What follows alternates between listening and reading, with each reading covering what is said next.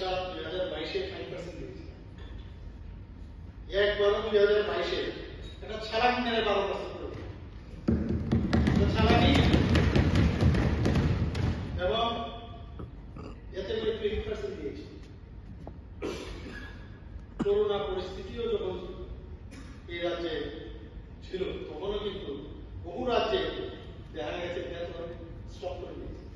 আমাদের রাজ্যে কিন্তু বেতন স্টপ করে তখনও আমরা আমাদের এই ত্রিপুরা সরকার 3% দিয়ে প্রদান করেছে।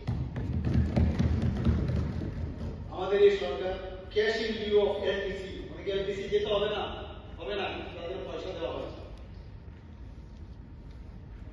আমি আবারও রাজ্য সরকারের কর্মচারী ও পেনশনারদের সাথে আজকে 5% দিয়ে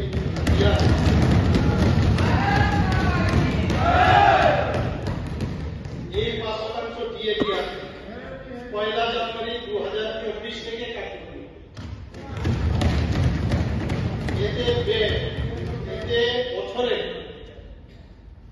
কত খরচ হবে? 500 কোটি টাকা অতিরিক্ত খরচ হবে। আপনি জানেন 1% দিল 100 5 দিয়ে দিয়েছি 500। এতে করে 1,06,932 জন কর্মচারী এবং 82,000 পেনশনভোগীরা এতে উপকৃত।